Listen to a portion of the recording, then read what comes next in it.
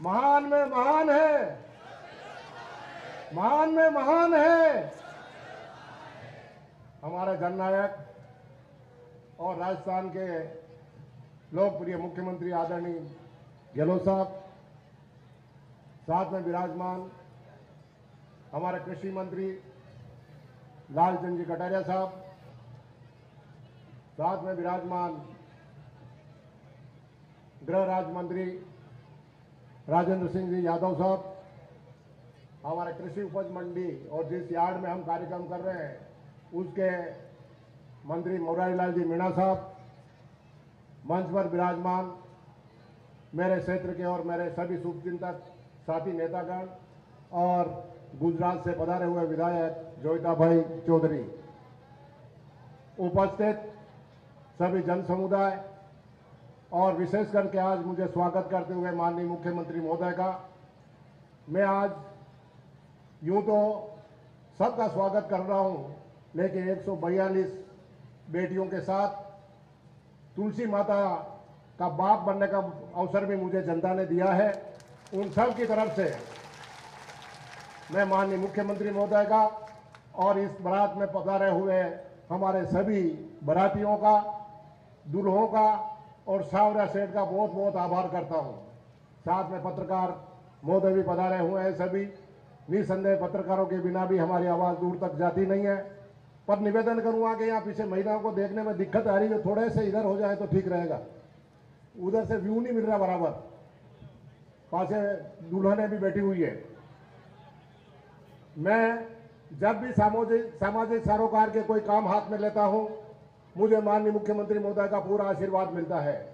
मुझे इस बात का फख्र है कि जब से मंत्री बना और निम्बाड़ा से आपने विधायक चुनकर भेजा, जब भी मैंने सामाजिक सरोकार के जो काम किए और मुख्यमंत्री महोदय को याद किया, चाहे स्वास्थ्य अनुकूल नहीं रहते हुए, स्वास्थ्य परमिशन नहीं देते हुए, डॉक्टरों की मनाही के बावजूद हमारे बीच में आकर हमारा उत्साह वर्धन करते रहे हैं, ऐसे मुख्यमंत्री का मैं स्वागत करता हूं।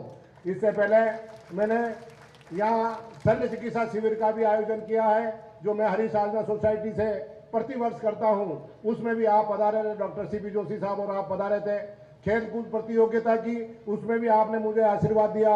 और आज जब मैंने ये सामूहिक विवाह का कार्यक्रम हाथ में लिया तो आप के आने से निसंदेह इसमें चार चांद लग रहे हैं। ऐसा माहौल मैंने निम्बाड़ा में कभी देखा नहीं, जैसा केवल आपकी उपस्थिति के कारण से ये हो पाया है। इसलिए निसंदेह आपका स्वास्थ्य अनुकूल नहीं होते हुए भी आप आए हैं। ईश्वर से इस मौके पर और सावरिया सेठ से यही निवेदन करता हूँ, आप स्वास्थ्य ढूंढा रहे और राजस्थान की इसी प्रकार से आप आगे लगातार लगातार लगातार सेवा करते रहे, यही निवेदन करना चाहता हूँ। आपने किसानों को जो कुछ दिया है उसकी कमी नहीं है। मैं भी एक किसान हूं और मुझे आपने सहकारिता मंत्री बनाया है। सहकारिता मंत्री के रूप में सबसे ज्यादा काम किसान वर्ग का पड़ता है और जो आपका घोषणा पत्र आपने बनाया था उसमें भी सबसे ज्यादा पहला बिंदु मेरे विभाग से था किसानों का ऋण माफी का। और ऋण माफी जिसमें 10 दिन की राहुल जी ने कहा था, लेकिन आपने 2 दिन के अंदर ही ऋण माफी करके किसानों को निश्चिंत की नींद सोने के लिए निश्चित कर दिया। चाहे विपक्ष कितना ही चलाता रहा, लेकिन किसानों का आंदोलन हमारे खिलाफ खड़ा नहीं हो सकता। किसान भी जानते हैं कि अगर मेरा कोई शुभचिंतक है तो अशोक गहलोत है, बाकी दूसरा कोई मुख्यमंत्री किसानों का शुभचिंतक नहीं हो सकता। यही कारण है कि आज हमने 21 लाख किसानों का ऋण माफ किया है और एक भी शिकायत पूरे राजस्थान से कहीं भ्रष्टाचार की नहीं आ रही है। बार बार आरोप लगाए जाते हैं कि समस्त किसानों का ऋण माफ नहीं किया। इसके लिए भी माननीय मुख्यमंत्री महोदय ने चाहे घोषणा पत्र में घोषणा नहीं की थी, लेकिन उसके बाद भी माननीय प्रधानमंत्री जी को पत्र लिखा कि अगर राष्ट्रीयकृत बैंकों का वन टाइम सेटलमेंट का आप स्कीम लागू कर दें तो हम सभी किसानों के पास जितने पैसा आएगा वो राजस्थान सरकार जमा करा देगी और किसानों को ऋण मुक्त कर देगी।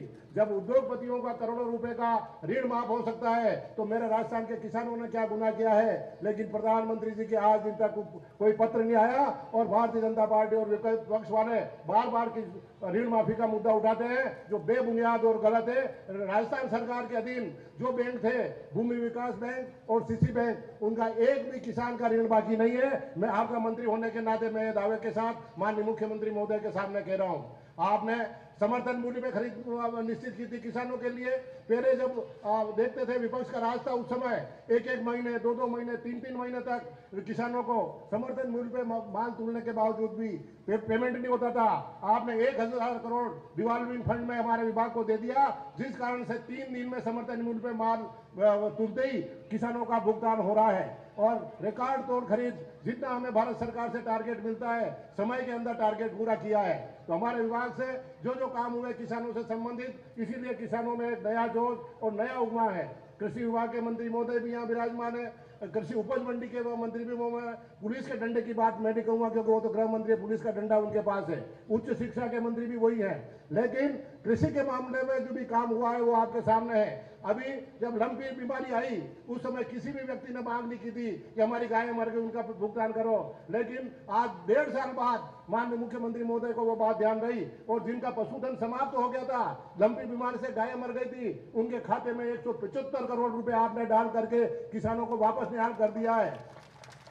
और उससे लेकर मुख्यमंत्री चिरंजीवी योजना में इंसानों का बीमा तो किया, लेकिन जानवरों को भी नहीं छोड़ा है। पशुधन का भी अगर कोई नुकसान होगा तो एक गाय और एक भैंस अगर कोई मरती है किसी किसान के घर में, पशुपालक के घर में, तो 40-40 हजार रुपए उनको ऋण मतलब इंश्योरेंस के क्लेम मिलेगा।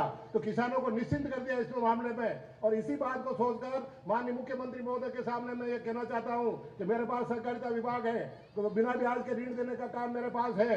इसलिए मैं इनके माननीय मुख्यमंत्री महोदय के आधार पर ये कह रहा हूं कि जो किसान और जो विशेष करके महिलाएं अगर कोई पशुधन खरीदना चाहे तो उनको बिना ब्याज के ऋण देंगे।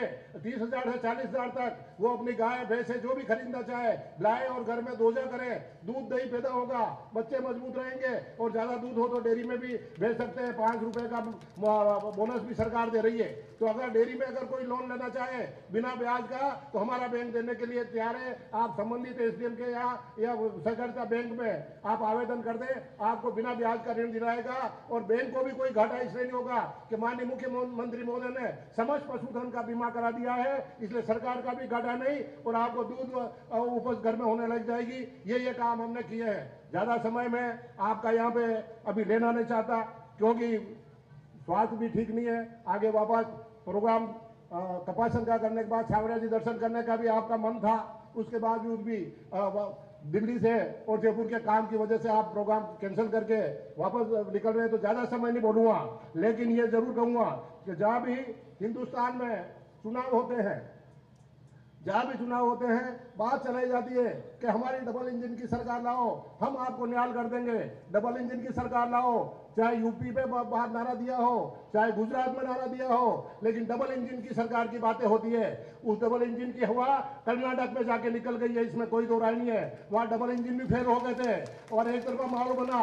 मैं दावे से कह सकता हूं कि राजस्थान के अंदर ये सिंगल इंजन की सरकार वापस सरकार लाएगी, इसमें भी कोई दो राय नहीं है। दावे से कह सकता हूं कि सिंगल इंजन की सरकार, राजनीतिक अवरोध पैदा होते हुए कितनी राजनीतिक परेशानियां पैदा हुई, उसके बाद भी माननीय मुख्यमंत्री महोदय ने जो विकास राजस्थान का किया है, किसानों को सूद लिए, मजदूरों को सूद लिए, व्यापारियों की सूद लिए, ऐसा मुख्यमंत्री हमें मिल नहीं सकता। इसलिए आम जन से निवेदन करना चाहता हूं कि आप पूरी ताकत के साथ वापस चौथी बार माननीय मुख्यमंत्री को मुख्यमंत्री बनाने के लिए मेहनत करें। मुख्यमंत्री की तरफ से देने में कोई कमी नहीं रही है। जब भी वो मुख्यमंत्री जी से हम मांगते हैं, जो मांगते हैं वो मिल जाता है। पूरा हर जगह ये नारा बुलंद हो गया कि आप मांगते मांगते थक जाओगे, मैं देते देते नहीं थकूंगा।